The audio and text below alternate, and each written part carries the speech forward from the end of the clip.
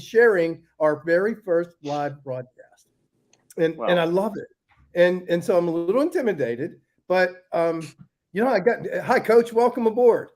Hey, great to have you. I appreciate the compliments, but I tell you what, you could go down when you have good players. You could come down to the South Side and coach these guys. It's easy. I don't think so, coach. I want a question, and I guess we'll start like this, coach. Is that going into this season? And here's a good place to start. And you'll get this question at ACC Media Days, and you'll get this question all until the season starts. Is it different going into this season because of the accomplishments of last season than it has been in the past? Or is there a different feel or a different pep in your step this year? How does that work? I don't think it gets any different, to be honest with you. I think you treat every year the same. What we did a year ago is a year ago. What we're going to do in 22 is going to be determined on how our kids work right now and everything we do effort-wise. And so I don't see it any different. I think we accomplished something a year ago, and I think our kids are going to try to maintain it and try to do it again. Coach, I'm going to ask you I don't know if it's a good question to ask, and I probably shouldn't, but I'm going to anyway, because you did have one heck of a season. You had one hell of a season. It ended in a bowl game that our quarterback didn't play in. Right. I got to be honest with you. That really bothered me. I'm a little old school. Coach. Yeah. And that bothered me. And I think he's a 10-point difference if he plays. He's a 21-point difference. Okay. Right. Michigan State gets their butt kicked in. And I tell you what, it's at least a 14-point difference if Nick Patty plays the whole game. I can tell you that. That's how I feel. We talk about Big Ten and SEC and ACC, and Richard, you're going to get me going here on this. If that was one of the best Big Ten teams last year, then, let's go to the Big Ten and win it every year. Okay. So I want to hear about this Big Ten dominance and SEC dominance. I'm with you. I'm old school too. Kenny Pickett playing that game would have made a huge difference. We know. But I understand the business side of it. And you understand business and been very, very successful. I can't reconcile it, Coach. I don't want to make any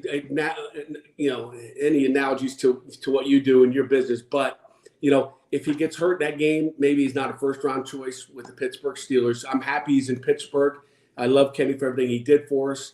And, Coach, if it weren't for the other 22 guys on that team or however many with the roster carries, he wouldn't be in the position to have the opportunity to be a first-round pick. No doubt about it. But again, I think he felt like he had taken that thing as far as he could take it. Yeah. Could he only hurt himself? I'll tell you this, Richard. He was banged up. Yeah. Okay. I mean, his toes, his ribs. I mean, if you're watching that game, him holding the side of his body, he wanted to get himself healthy. And I wouldn't have said this, before the draft or anything, but he was banged up. And I think when you throw the ball 85% of the time and you got, people just teeing off on the pass rush and the O-line. Yeah. We didn't make it easy on Kenny. I think the most impressive thing about Kenny Pickett is everybody knew that we were going to throw the ball, and we threw the ball. We didn't, and to me, that's the hardest thing. I mean, the guy threw the ball like he did. And, as a defense coordinator, if I know you're going to throw the ball, I'm going to get you. Okay. Yeah. I'm going to make you pay. And there's some things we could do to really stop you if we know you have no desire to run the ball. And our old offense coordinator had no desire to run the ball. Everybody knew it. He was stubborn. I mean, Wake Forest 118th in run defense, so we threw the ball every down. And when we ran it, we ran for 10 yards, but that wasn't good enough. That philosophy will change a little bit. But he was banged up. So maybe if we didn't bang him up all season, maybe he would have played. Well, that's a great answer, and I don't mean to get caught on that. I'd like Kenny Pickett. I like the pick in the draft for the Steelers. You love Kenny Pickett. Love Kenny Pickett. I do. But it's one thing it's hard for me to get past. But let it go. Let it go. We're moving on. Let's find out what this next quarterback situation's got. Well, one thing I did want to ask, because in what I do, Pat, especially this time of year, you got to find stuff to talk about before football starts. And while the Pirates are 113 games out of it, I've got to figure this out. So I talk about conference realignment, and I talk about where teams could go, whatever. And even I think it's tedious, and who knows what's going to happen. Do you pay any attention to it? And how much do you look at it? Yeah, I pay attention to it. You want to know what's going on. I mean, I think, it wakes everybody up. When you look at, when you watch USC and UCLA make the move they did from across the country, travel-wise, it just doesn't make a whole lot of sense. But it's all about the money. So you pay attention to it. You kind of understand the logistics of what's going on and how important the money is, because it's only about the money. It's about nothing else. So, I think it's absolutely nothing besides money. And it's sad that we've gotten to that point. Like, you can't make enough money already. Do we really? We should put a cap on how much money they can make so we can keep things going the right way. So you pay attention to it. I think the ACC is in a great position. We're not going to add teams that don't add value, okay, to the ACC. I think we got great value as it is. And, you knew something like this was going to happen after the Texas-Oklahoma deal. That's why we're sitting here in the ACC talking about, you're going from 2 divisions to 1 division. I'm kind of going, we better worry about, like, where college football is going. I don't know if we'll ever see that 1 division, but that's kind of where we are, and you definitely take a peek at it. So, Coach, along those lines and along the money lines, how do you feel about NIL? I think here we go. I think it's great for our kids. Okay, I want our kids to make as much money as possible, just like we want for our children. I mean, when your children get up, you want to try to help them get a job. You want to see what they can do, how great they can be at whatever that may be. Yeah. So we want to take care of our guys. I want our kids to make money. I think it's great that you can make money off of your jersey. I mean, if there's a lot of Kenny Pickett jerseys out there, why shouldn't he make money if we're selling that jersey? I think that's where name, image, and likeness started. I think the Supreme Court and everybody got it wrong, and they messed it up big time. And it's out of the bottle. I don't know if we can put it back in the bottle, but I think what we've gotten to this pay-for-play name, image, and likeness is a complete mess. That's a great word, great phrase. It really is. I mean, it's but how do you feel then when it pushes down to high school, Coach? I mean, there's talk of it, obviously. I hear about it in Pennsylvania. I hear about it in Ohio. I mean, what are we going to get into? I mean, I just don't think it's a sustainable model. I think there's going to be a lot of people that make money out there that are investing the money going, what am I doing? Like, I'm throwing this money in. What am I getting back? Yeah. Just how long is that going to last? How much longer are people going to say this is a good investment for me? And what's it going to do to college, the college model? I don't know. But you said this 2 years ago, Pat. I had you on our show, and you were the first person who said this is going to be wild, wild west, and it already is. This is nothing new to you. You saw it coming like this. Every college coach in the country did. And we obviously did a great job at the NCAA level, the AFCA level. And nobody listens to us coaches. They just think they listen to us on 3rd down and 7. I guess they don't listen to us any other down. But I mean, there's a lot of things we've projected along the lines, but it falls on deaf ears, I guess. At the highest level. So, Coach, I kind of followed a little bit Jordan Addison, and I was really disappointed. Not only that he left, but some of his comments I didn't think were all that flattering about. The coaches, that he wanted better coaches, basically. And I felt like that might be, and I've heard, and I don't even know from where I heard that. And I think basically he referenced when the offensive coordinator left. He really started to look around. I thought maybe that had a little NIL influence there also. Do you think? I think it had a lot. I haven't made many comments, and I'm sure I'm going to get asked down at the media days here down in Charlotte. I haven't really made any comments because I'm really worried about the kids on our program. But, I think it certainly did. When you hear, the last couple of weeks where, there's some unhappiness and that, I think that certainly had it. And I'm sure the family will be text messaging me later on saying it didn't have anything to do with it. But I think it did have something to do with it. If it had anything to do with coaching, I think, we're fooling ourselves if we want to believe that, because we got the greatest staff in the country coming off what we did. I feel even better with our staff right now than a year ago. That's a fact.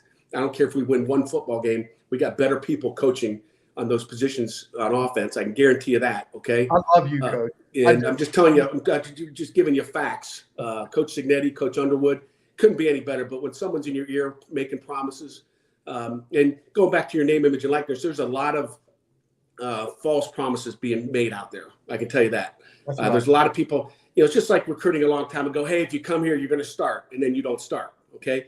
And I think the same thing now. People are saying, hey, if you come here, I'm going to give you this. And then, hey, where's my money? What's going to happen? It doesn't come true. What are you going to transfer again?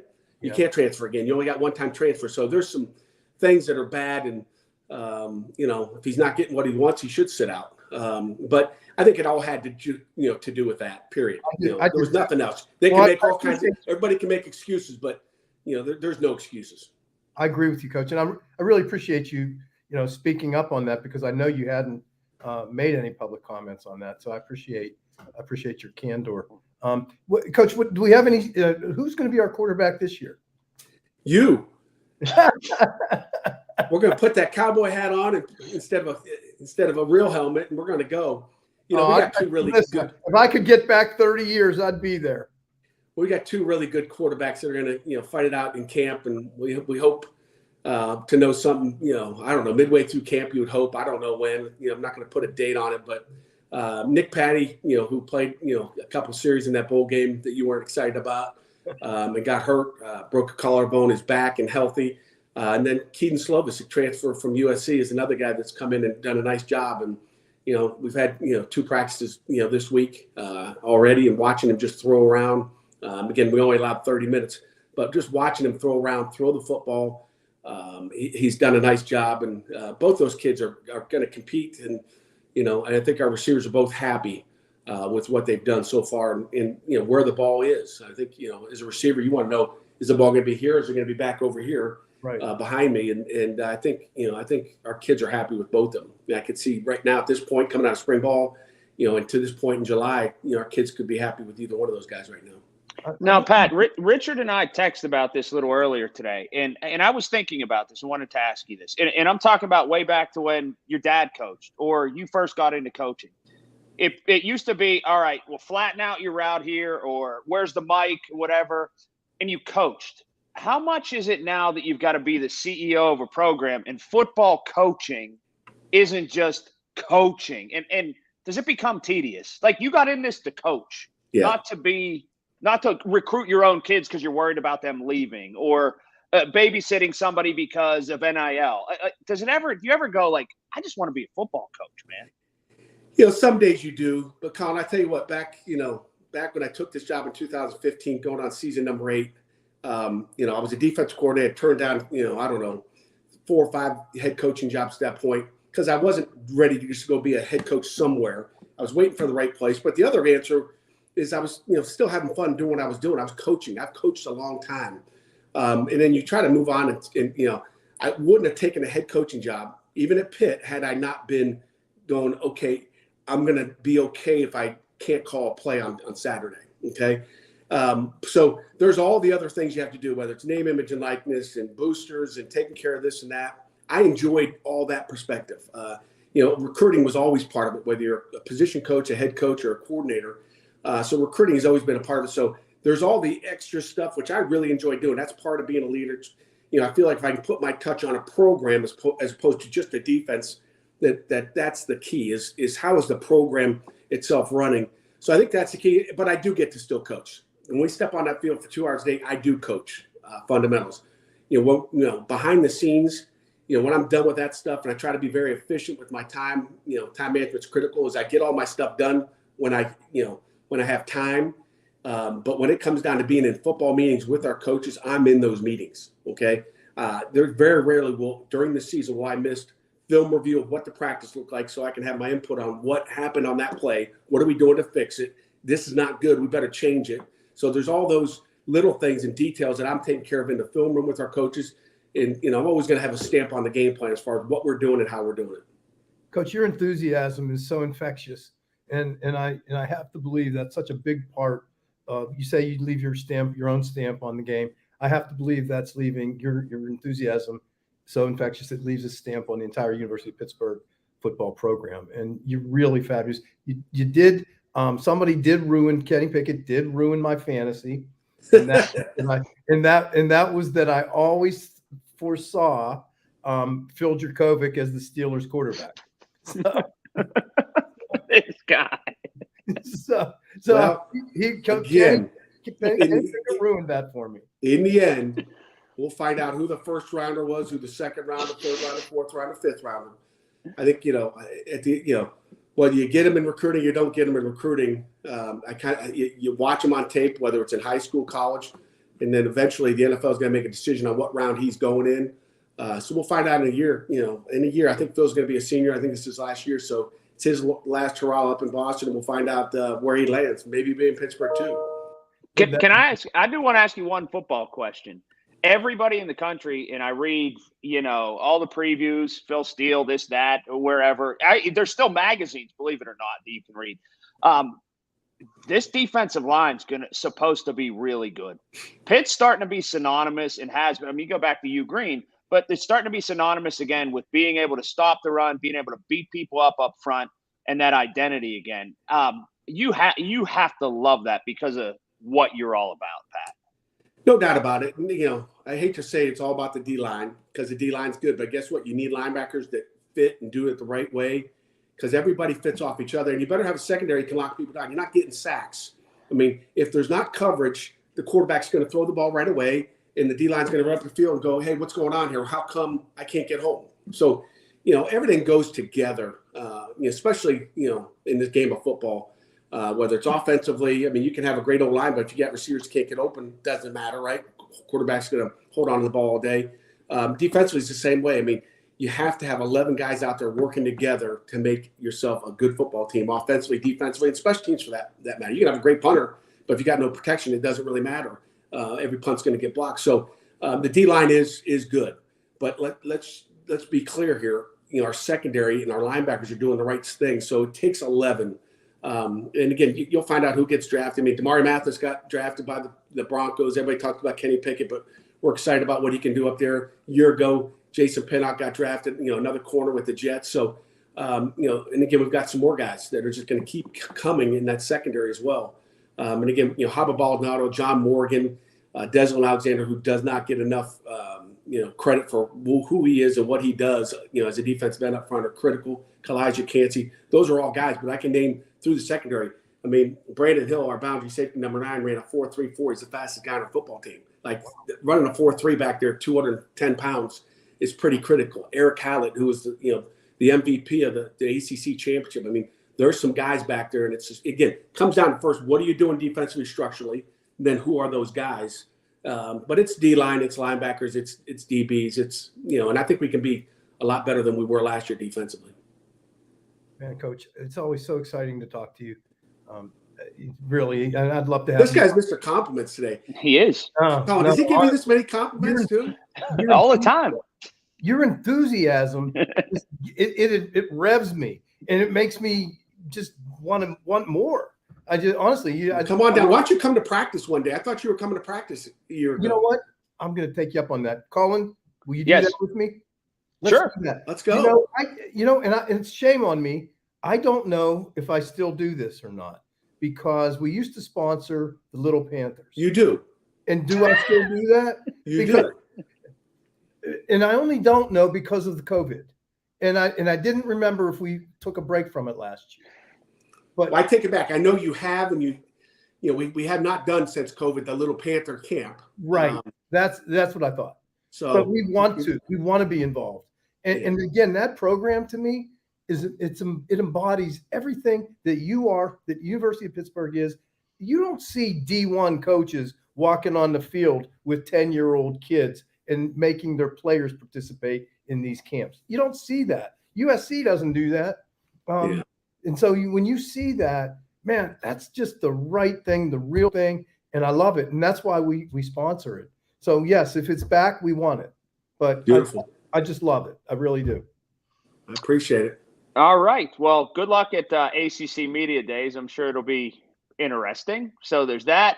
Get down there, get in, get out, and get home and get to practice. So get ready to roll. Yes. All right, guys. Thank you, Pat. Thanks, Coach. Okay.